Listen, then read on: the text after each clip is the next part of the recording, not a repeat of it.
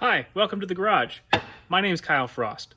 I love playing board games. This channel is going to be me playing some of my favorite solo board games because as a teacher in my day job, I really enjoy teaching people lots of things. So this will be an opportunity for you to find out how to play that game that's been on your shelf that you've never taken the time to learn how to play solo. But as a avid board gamer, I also love getting people into the hobby, but also deeper into those games to find out the experiences they might really like. So this is going to check all those boxes. Now, as a father of two, a toddler and a 3-month-old, I realized that really the only time I could accomplish making content like this would be when they're sleeping. The problem is, my wife and my house, as much as we love it, isn't the biggest place in the world. Our kitchen table isn't the biggest thing in the world. It does work for many games, like Spirit Island for one player, for instance.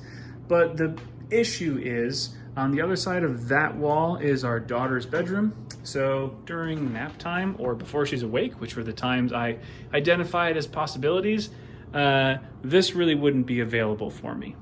Also sharing a wall with her bedroom is my office, which doubles as our game collection storage. Super messy right now, but that has the same issue. Downstairs in our catch-all play area, we do have this footlocker table, which we could use for playing games on, but double whammy. We have our master bedroom in here, as well as our nursery for our son over here. So that leaves me with this space.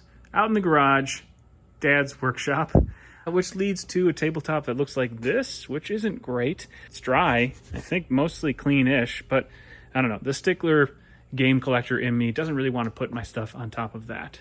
I did make this table topper with fancy fabric and all that for when I have a larger number of people coming over to play games. I haul it inside to use. So I figured it wouldn't be that hard to make a table topper for this space. Obviously made to the dimensions of the space that I have. Also, not the most high quality build, more of outdoor fabric in case I need to vacuum it from projects. But it should work to make sure that my games don't get all gross. And speaking of games, Root is the game that I'm going to be focusing on, at least in the beginning. This is one of my favorite games. I will admit, though, I totally slept on the base game during the first Kickstarter and the first year or so that it was out.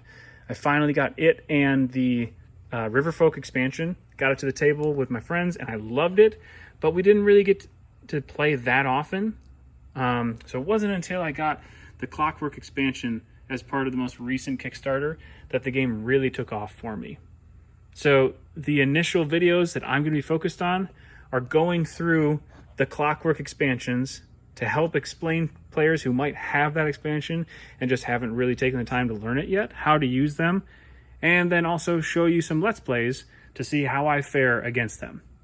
So that's who I am, where I'm recording this from, why I'm doing it at all that sort of information. I hope you come back next time where you don't have to worry about camera sway because it's up on the Steadicam thing I have hooked up from the rafters.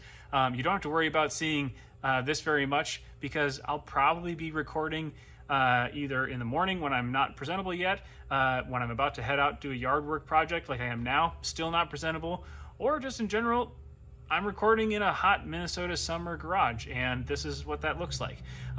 So the camera will be steady, focused on the games, and speaking of which, next time we will be focused on learning the ins and outs of the Clockworks in general, but specifically the Mechanical Marquee 2.0, kind of the starter of those four.